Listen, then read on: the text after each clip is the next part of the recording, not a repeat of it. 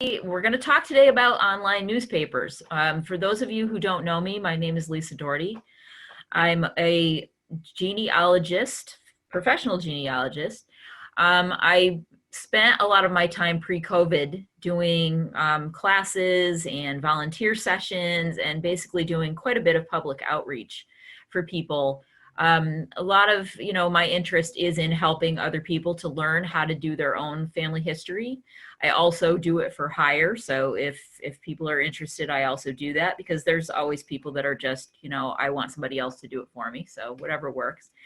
But I have been doing online classes once a month for the Clifton Park Library since May. So this has been going on for a while, and it will continue November and December next month, and December as well.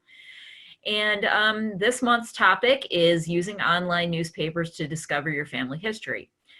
And prior to getting on here, I was talking to Tanea at the library about how I haven't done this presentation in probably 5 years.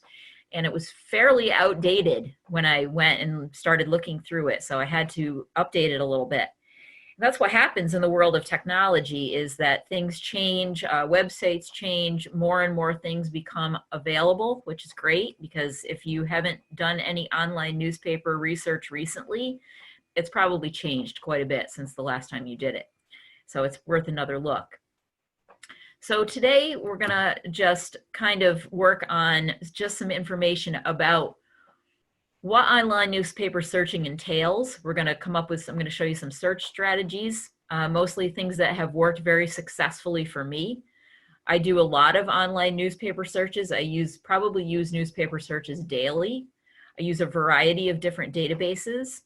So we'll go over some sources of places you can find online newspapers. Some of them are going to be pay sources, others are going to be free. So not everything you have to pay for, which is great. So one of the things that we want to ask ourselves is, why are we even bothering to look for newspapers? What would be something why would we need to even search newspapers? Well, let's go back here. Probably searching newspapers are great because they can give us facts and figures about our ancestors' lives that we may not be able to find in other places. And depending on the place where our ancestors lived, if they lived in a larger city, if they lived in a smaller town, the content and the things that we're going to be able to find about them is going to vary quite a bit. The example that's on your screen was from a Northern New York newspaper in Jefferson County, to be specific. And it was about a couple of people that lived in the town and about their marital problems. And this came from the year 1901. So it was really back in the day when small town newspapers were the source of information about the community. So pretty much anything that was going on in a community was going to be written up in the newspaper. And since it was such a small town, there would have been people around that knew a lot and that would have taken the time to write up something like this that talked about Val Hallett and how she married someone else before she divorced her first husband. So things that we might consider sensitive in nature today were basically fair game back in the day. If you're living in a larger city, you probably would not find these types of notices, simply because you're talking about a larger population, you're talking about more space that would be needed for regular hard news and less space that would be available for things like this. So even things like death notices and obituaries are going to be quite a bit more abbreviated in the large city newspapers. And I sometimes find in places like New York City or Boston that the person had to be fairly prominent in order to be featured, even in something as small as a death notice. So one of the things that you might want to hope is that your ancestor was a successful business person or politically connected or somehow was in the society pages, or the alternative would be a criminal or something of that nature, because those are the people that get in the newspapers in the larger cities. So I always tell people it's a good thing if your ancestor is a criminal, because you'll know more about them because they will show up in the newspapers more.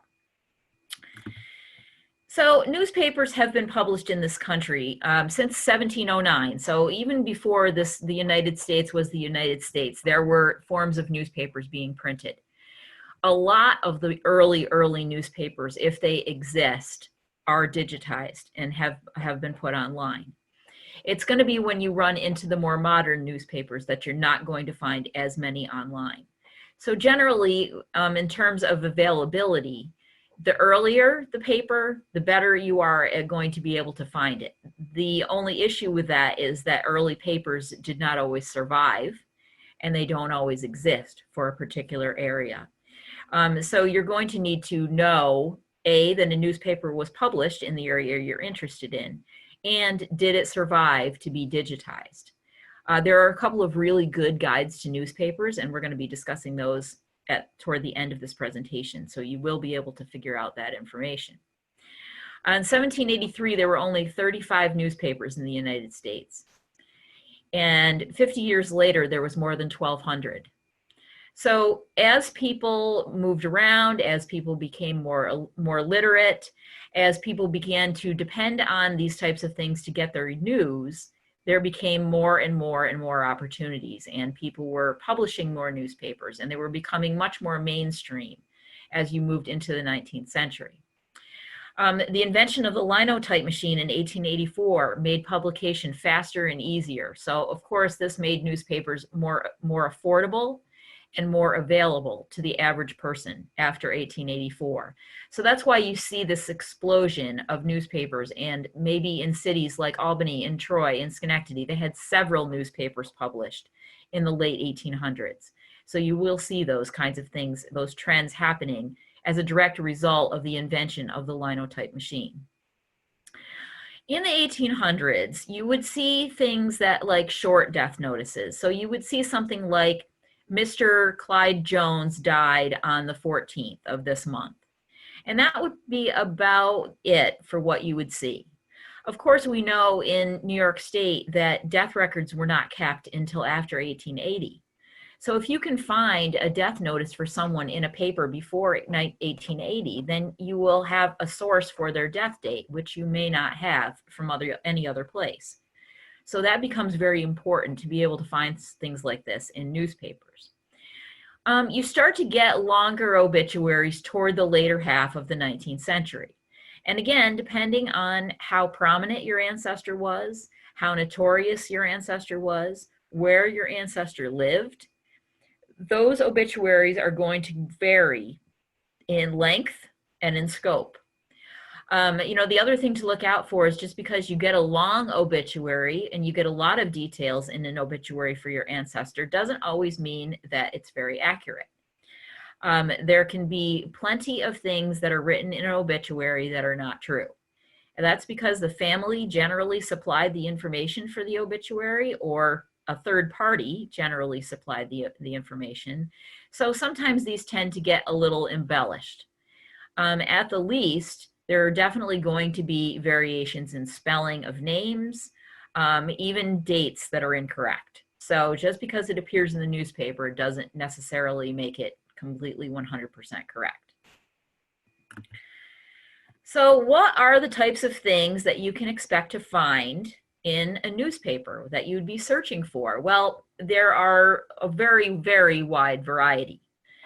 The obvious things that we would be looking for would be obituaries and death and funeral notices. Those are the kinds of things that people tend to think of when they're thinking of obituaries or when they're thinking of newspaper searches. But there are so many other things that can be helpful for us with our family history that can be found in newspapers, and things that you may not have even have thought of. A lot of our newspapers in the 19th and early 20th century had listings of social events. So things like parties, birthday parties, anniversary parties, baby and bridal showers, charity benefits, even things like visits. So if someone came to visit from out of town, that would be big news. Mrs. So-and-so O'Reilly is visiting from Ireland. She's visiting her cousin, Mrs. Ryan. So things like that you can see could be very valuable to your genealogy research, because they can tell you names of relatives. They can tell you where those relatives live. Sometimes they may even give you the exact relation. Mrs. Rose Penders is visiting her cousin, Mrs. Mary Walsh. So there you have a mystery to solve. Legal notices can also be extremely helpful. One really good example of a legal notice that would be helpful is when someone died and they didn't leave a will, they would have to publish notices in newspapers that were alerting the next of kin. Sometimes some of these probate notices can have names and places of residence for people who would be next of kin of the deceased. I've seen residences in the United States. I've seen residences in other countries listed. So probate notices can be extremely helpful. And the other good thing about them is that they're very often multiple in multiple newspapers. So they're not just going to be in one newspaper and then that's the end. They'll generally publish them for a week or a month in a newspaper. So you're bound to be able to catch one. Of course, we talked a little bit about crimes earlier. If your ancestor was involved in any criminal activity, they tend to get written up in newspapers. Military happenings, a lot of times in the cases of wars like World War I or World War II, if people were going off to serve in one of those conflicts, they would be written up in the local newspaper. That was also very big news. And then there are, of course, the regular things like we think about today. There's ads, business transactions, political news, if your ancestor was politically active, if your ancestor owned a business, if your ancestor used advertisements at all, those can be very interesting, advertisements for your ancestor's business. Another thing that I really like to do with newspapers is I love to use them to create a timeline for an ancestor. So if you have an ancestor that tends to be mentioned quite a bit in the newspapers, my great grandmother had a cousin who was a priest, and he was mentioned in a lot of Vermont newspapers as Father Penders went here, Father Penders went there, Father Penders did this wedding ceremony. So what I was able to do is I was able to construct a timeline for him and where he was working and living and when he visited his family. And so it was very useful to be able to track his movements, but also the movements of some of the people in his family. Because of course, one of the things that all newspapers have is they have locations and they have dates. So both of those things are very, very beneficial to constructing timelines. So that's just another idea of something you can use newspapers for. So how do online newspaper searches work? How does the newspaper search return results for us? How does it do that? Well, newspapers, most of the online newspapers use a computer type software that's called OCR, or optical character recognition. And that's the recognition of a printed or written text characters by a computer. So of course, if you want to do searches, then the computer has got to recognize that the characters that you're searching for also are happening in the newspaper you're searching. And that's where OCR comes in.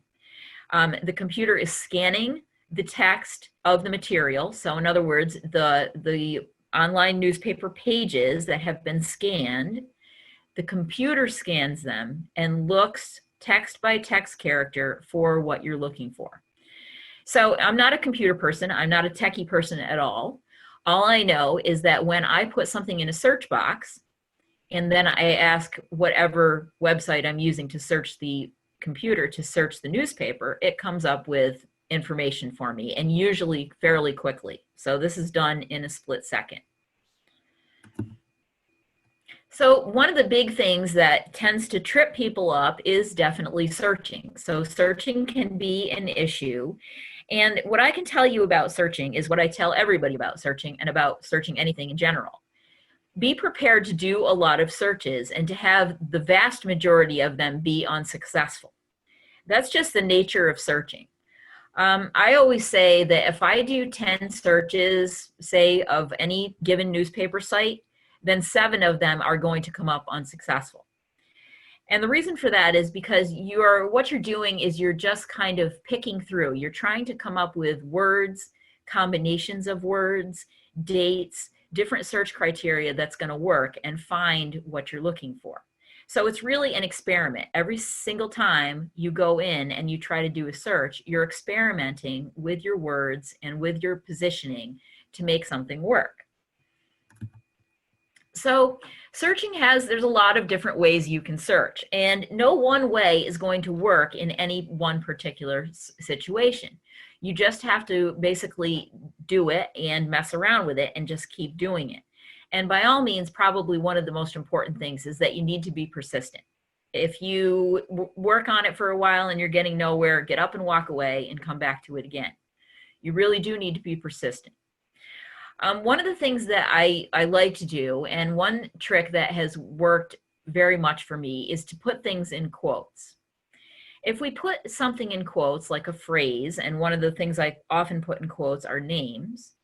So if I'm doing a search for Lisa Dougherty, I will put the words Lisa and Dougherty in the search box, and I will put quotes around them. So I will do quote, Lisa Dougherty, unquote. That tells the computer scan to look for everything that has those two words together. If I didn't put the quotes around it, it would search for every page that had Lisa and Dougherty on the page, but not necessarily together. So if you're looking for a name, say like John Jones, you can imagine you would have so many thousands of hits that you would not be able to effectively go through them. But if you search John Jones in quotes, it may enable you to narrow it down quite a bit. Also, many of the searches that we do and many of the sites that we do allow us to search with date parameters. So sometimes we can search for things that are within a series of years. Sometimes we can search for things with exact years. So any of those are really great ways of narrowing down a search. When you're using words like, sometimes you will see on a newspaper search, I want to look for all the words, or I want to look for any of the words. If you put the words Lisa Dougherty and Guilderland together and you use the all search, you will be asking it to search and make sure that any pages returned have all of those words on them. If you use the any search, it's telling you I want them to come up as any page that says Lisa or Dougherty or Guilderland. So there's a very large difference between those types of searches. Another thing that I tend to do quite a lot is search by address. And I do this a lot when I'm working with people that are living in very urban areas like New York City, like Brooklyn, like Boston. I will go, and if I'm searching for an obituary or where to find a death date of someone, I will try to find that person in the census, in the year closest to when I know that they were still alive. So say the person, I found him in the 1910 census, but I can't find him in the 1920 census. So I'm thinking, okay, he probably died between 1910 and 1920. I will look at the 1910 census for an address of where the person was living. I will then go to my newspaper. I will put my address in quotes. So say his address was 116 Willow Street. I will put 116 Willow in quotes and then use the person's last name. So I would say 116 Willow and then Dougherty. Then a lot of times what will happen is I will find an obituary by using the address. Years ago, people used to include addresses in obituaries. This is something that is no longer done in today's modern world. But back in the day, when funerals and when calling hours and when visiting used to happen at someone's personal address, of course, the address would be necessary to get people to come to the wake or to come to the funeral. So addresses were almost always included in early obituaries. So it's a great way of finding people is by searching through an address. Also searching a specific newspaper. If you are looking for somebody that lived in Glens Falls, for example, you probably are not going to want to be searching the New York City newspapers because that's probably not going to give you what you want. Some of the newspaper websites that I use will allow you to search specific papers. If we're talking about Fulton History, which is a newspaper website that many of you are probably very familiar with, Fulton History doesn't give you the option of searching a specific newspaper unless you find out what that newspaper is called at the Fulton History website and put it in quotes. So for example, if I'm searching the Glens Falls Post-Star, I could put Glens Falls Post-Star in quotes and then it would only search that newspaper. But I would have to make sure that that's what it's called in the Fulton History database. It might be GF Post-Star, for example. So you need to make sure of what the name of the paper is as it's portrayed in the Fulton History website. And that's not uniform, but this is a free site. So it's giving us a tremendous amount of data, so we can't really nitpick about things like that. We mentioned searching date parameters. Some of the sites allow us to put in exact date parameters. So you could say, I only want to search from April 1st, 1974 to April 30th, 1974. It allows you to do that. Then there's also something called a Boolean search. You will see that term Boolean bounced around. Basically what those mean is a search that includes any one of these words, and, or not.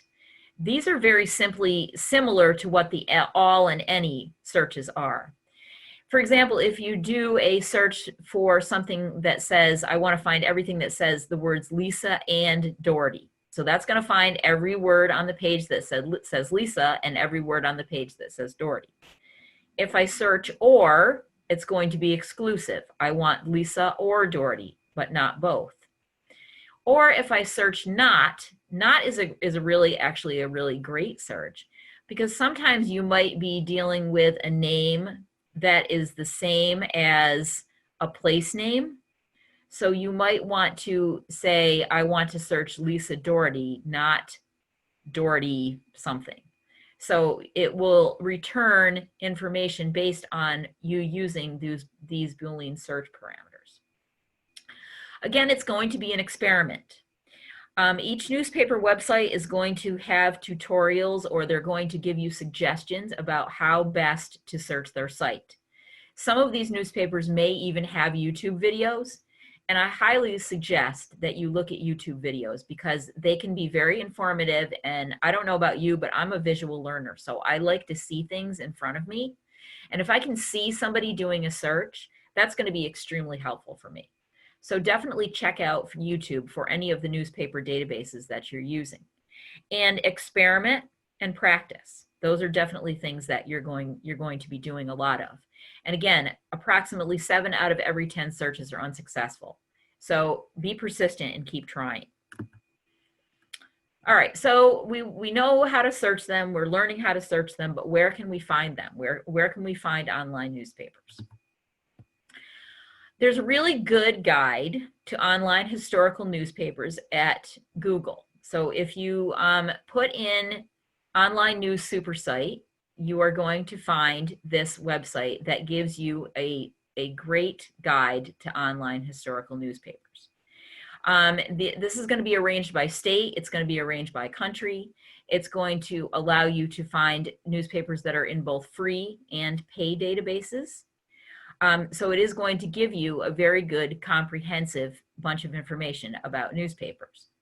So definitely check this out. There are others as well. Here's a few sources for some United States newspapers. Now, of course, newspapers were published worldwide, and there may come a time in your research where you might want to do some research in other newspapers that are in different countries. But these are going to be great sources for United States sources. So we talked a little bit about Fulton History. Fulton History is a website that is run by a private individual. And he has his own servers. He does his own uploading. He entirely self-funds it. He does accept donations. But his newspaper site has more scanned newspaper pages than the Library of Congress site does. So it's a fantastic resource for the Northeastern United States, but mostly for New York State. The name Fulton History comes from Fulton, New York, which is where he resides. And it's just a wonderful resource. It's a kind of a funky kind of website. It takes a little getting used to search it. But again, practice makes perfect. So practicing will help you. A few pay sites for newspapers. Ancestry.com has newspapers.com, which is a pay site. It's incredibly useful if you're doing a lot of research in different areas of the United States. I pay for newspapers.com, and the main reason is because I use the Glens Falls newspaper all the time, and it has Glens Falls newspapers from the late 1800s up to today. So I use it all the time. Incredibly useful. Genealogy Bank is another pay site. There is definitely some overlap between these pay sites. Best case scenario is if you're going to subscribe, I would definitely check out what newspapers they have before you subscribe, so you know that they're going to be covering the area you're interested in. There's no sense in signing up for them if they don't have the area that you're interested, or the time period as well. Find My Past is Newspaper Archive is another set of newspapers that is a pay site, but you do, again, there's a lot of overlap between newspapers.com, Genealogy Bank, and Newspaper Archive. Find My Past is a UK-based website for genealogy, so it's kind of like the Ancestry for the UK. They have a lot of United Kingdom, Ireland, and Scotland newspapers, but also some United States sources as well. Google Newspaper Archives, same thing. Some things I find with Google Newspaper Archives is that they're not always findable as far as putting something into a search engine. Sometimes you have to search through them page by page. Chronicling America is the website for the Library of Congress's collection of newspapers. They have a very good guide to what newspapers were published where in the United States, but they are not all digitized. So that's just something to be aware of. New York Historic Newspapers is a free website. It was started by the Northern New York Library Consortium, and they have a lot of newspapers for all over New York State. They have some that Fulton History doesn't have. That's a free site. It's a great site. I find it a little weird to search. It can be a little difficult to search, but it's incredibly useful. There are a lot of things on there. And then there is also Fold 3. Fold 3 is known more for its military records. It's got a lot of military records on it, but it also does have some newspapers for major cities in the United States. So those would probably be the biggest sources for newspapers in the United States. As you can see, some free and some pay. But then there are also newspapers in other parts of the world, lots of different sources. Australia, the National Library of Australia has a good source. Occasionally, you never know when you're going to be looking for relatives or people in Australia. I had a case once where someone who lived in the United States got left a lot of money by a relative in Australia. So I went to the Australian newspapers and was able to find information about his death. British newspapers, again, a lot of us have ancestors in the UK, both in England and Scotland and in Ireland, and those would be available on the British Newspaper Archive. Canadian newspapers, also a very familiar place to a lot of us doing research around here. Canadian newspapers can be helpful. The Irish News Archive, again, would be more exclusively Ireland. And then there's Elephant, which is sort of a search engine for lots of different worldwide newspaper sources. So that's kind of the guide where you would go if you were looking for newspapers from various places around the world. So definitely check that out if you're looking for a country that hasn't been mentioned here. Okay, we discussed the considerable overlap between the newspaper sites. Definitely check the content of those newspaper sites to make sure that they have both the location and the time period that you're looking for. So yeah, they may have the Glens Falls paper, but if they only have it from 1880 to 1900 and you're looking for the 1920s, that's not going to help you. So make sure you are sure of the content of the site before you subscribe. A lot of the times the sites will offer free weekends. I know sites like newspapers.com do offer free weekends. If you follow their Facebook pages or if you subscribe to their email newsletters, you will get notices of those free weekends. Also, if you are subscribed to any Facebook genealogy groups, a lot of times those things will be mentioned in those groups. So if there's free weekends coming up, you will be notified. So it's always a good idea to find out before rather than later, which tends to happen sometimes. Okay, here's just a little look at what New York Historic Newspapers is all about. It's a great site that you can pick by county.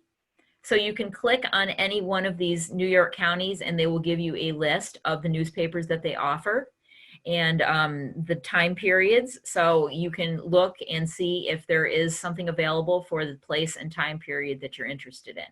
I find this database to be strongest in the northern part of New York because that's where it originated. So places like Clinton County, Plattsburgh, Franklin County, Malone, places like that, it's going to have quite a lot of coverage.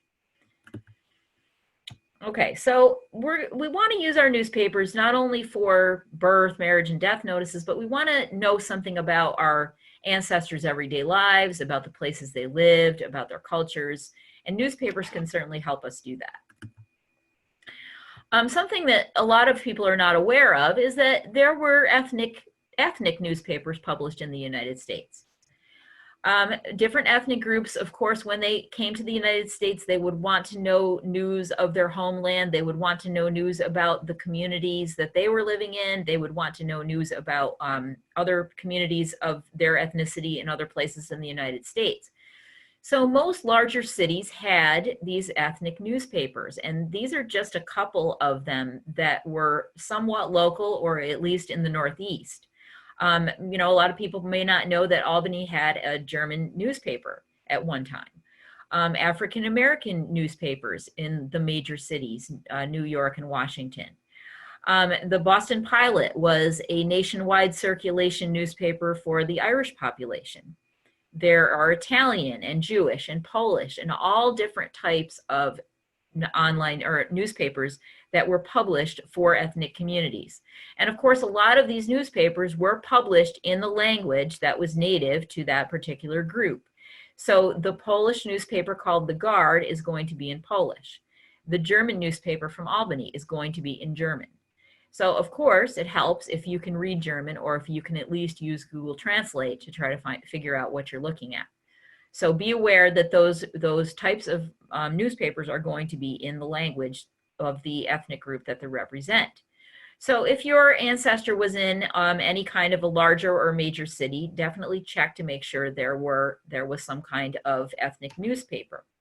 One thing to mention about the Boston Pilot, which was an Irish newspaper, they had a column in that newspaper that was specifically for people who were looking for other people. And I don't mean like personal ads. I'm talking about people that supposedly came to the United States and they were never heard from again. So family members that were trying to locate their missing relatives.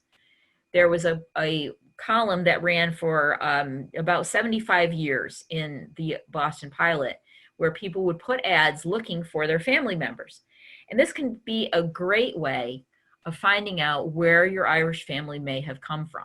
Because if you don't know that, you might be able to find an ad that they either placed or an ad that someone was looking for them in the Boston Pilot. And again, it had a nationwide circulation. So you will find ads placed for people who lived in the Albany area, in Glens Falls area, in Utica, all over New York, all over New England, all over the United States. So it's definitely worth a look to see if you can find anybody that might possibly be related to you in those columns. Library of Congress has a very large collection of ethnic newspapers. Again, not all of them will have been digitized, but at least it will give you an idea of what things are available and what you might be able to find. So that's definitely something that you can look for. Newspaper articles are going to add a lot of interest to your family search. I mean, things like weather. What was the weather like when the week that your grandmother was born? Or what was the political climate like? What did any of your ancestors serve in local governments? Did they do charity work? Did your great-grandmother write a cooking column, or did someone in your family write a letter to the editor? All of these kinds of things can be found in newspapers, and they can add really interesting stories to the names and dates and places that you have in your family genealogy. And it can be very exciting to see the name of your ancestor in print. And even more exciting, if you can see a picture of your ancestor. So there are lots of times are pictures of people in newspapers and things that we have never been able to see, a picture of our ancestor that maybe we never would have seen otherwise. You know, lots of very interesting things. So don't just stop at the facts and figures about people. Go more in depth into their lives. All right, well, of course, like anything else, newspaper searches have limitations. They're not perfect. The quote from Mark Twain really sums it up. If you don't read the newspaper, you're uninformed. If you read the newspaper, you're misinformed. And that's very true on a lot of levels. I already mentioned that sometimes things can be inaccurate. I tend to find newspapers to be, on average, one of the more inaccurate sources for things. Still, the truth is in there somewhere. You just kind of have to pick at it to get to it. But of course, newspaper facts are not 100% accurate. So, it may, given your grandfather's obituary, that he was born in Glens Falls, and maybe he was actually born in Lithuania, but someone thought he was born in Glens Falls, and so that ends up in the paper. So fact checking, especially with things that are personal, is not always done. Unfortunately, not every area in the United States is well represented by online newspapers. My husband's entire family is from New Bedford, Massachusetts. There is very little in the way of online newspapers for New Bedford, Massachusetts, unfortunately. So I have a very difficult time finding things for his family. Even if there is an online newspaper for the area you're interested in, the time period that you're interested in may not be represented. So definitely make sure that you check that. Early newspapers tend to have limited data. So we talked about those death notices that just say so-and-so died last Tuesday. That can be as simple as an obituary would get. Generally, the more prominent the person in the community, the more frequently they're going to appear in print. So if your ancestor was well known, if they were a prosperous business person, if they were in political office, if they were notorious, then they will probably appear more than the person that just lives their life day to day and doesn't ruffle any feathers. Large city newspapers, people tend to be more anonymous in larger cities. They're going to have less gossip. They're going to have less news of people's comings and goings. So you're going to be doing better with smaller town newspapers. Definitely consult more than one newspaper. If the area that you're interested in looking in has more than one, definitely consult more than one. Sometimes you will see the same news in both. Sometimes you will see different news. Sometimes you will see some things reported in one that are not reported in another. So don't limit your search to just one newspaper. So printing, we're just going to go through printing fairly quickly because this is going to be something that's going to vary, but I'm going to hopefully teach you a trick that will work pretty well. This is the interface for what Fulton History looks like. The results appear on the left-hand side and the actual scan of the newspaper appears on the right-hand side. Fulton History can be a little difficult to print from. Sometimes when you click on that little print icon up there in the corner right here, you end up printing something and you get nothing. So we're just going to go over a little trick to make that work. All right, this is about how to print for certain browsers. So one of the problems that you're going to run into when you print newspaper articles is that not all browsers for the internet work in the same way.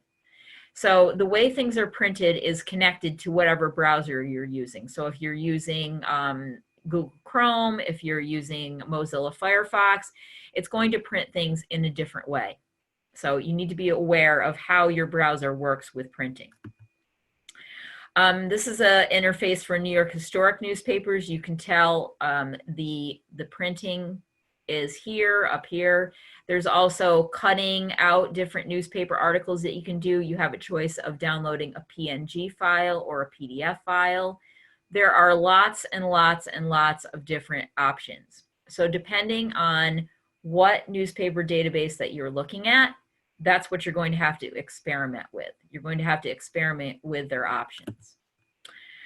Newspapers.com, again, you've got a lot of things up here. You've got print save, you've got clip, you can find within the page. So you've got a lot of things here that you can work with. Okay. And also Genealogy Bank. Genealogy Bank has what they call modern obituaries.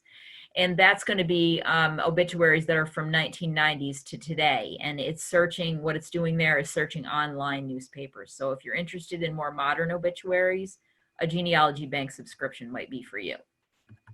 Okay, so here's what I was alluding to as far as getting specific articles.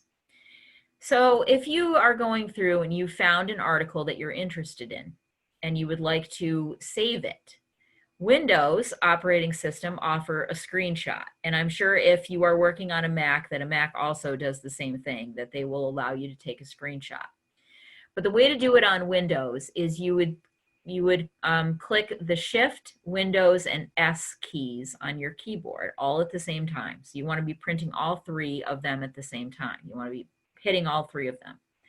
At that point, your screen is going to fade.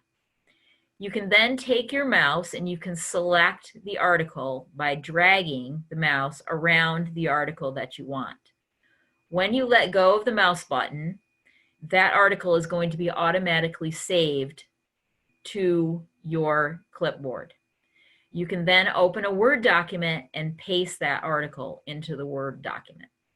So this is probably the easiest way of saving an article. One of the things that you have to remember, though, when you're doing this is make sure that you remember to record the newspaper name and the date of the article on your Word document, because sometimes what happens is we get so excited about finding an article that we forget to record those very important details. So this is a very simplified way of being able to save a particular article that you are finding. There are other ways. There are things called snipping tools that you can download from the internet. Those will also work.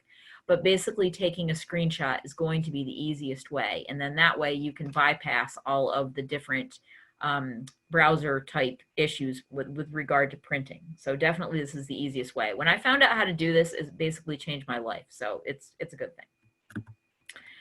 Okay, and again, every newspaper website is going to have a variety of tools that you can use. The way to figure them out, the way to use them is to just experiment. A lot of people are very afraid to experiment. A lot of people don't want to push a lot of buttons because they're afraid that they'll lose it or they'll mess something up. Basically, the best way to learn is to just use the tools. You can increase or decrease size of the pages, which is one of the great features of newspaper searches, is that if you can't see it, make it bigger so you can see it. Screen views are a lot easier to read than printed views are. So that's one of the good things about screen views. You can make your newspaper a full screen. You can move between pages. So you don't want this page, you could move right to the next page. There are a lot of times there are calendars which show all of the available issues online. There's lots of different options, and each of the newspaper websites is going to have a variety of different options. So the only way to really get to know them is to mess around with them and to figure them out yourself. And another guide I want to point you to is called the Ancestor Hunt. This is a website that is owned by Kenneth Marks. He got a very great and complete state-by-state listings of newspapers that are online. He has some other records on the site, but mostly the strength is in the state-by-state listings. He also has a blog where he gives you pointers about how to do historical newspaper research.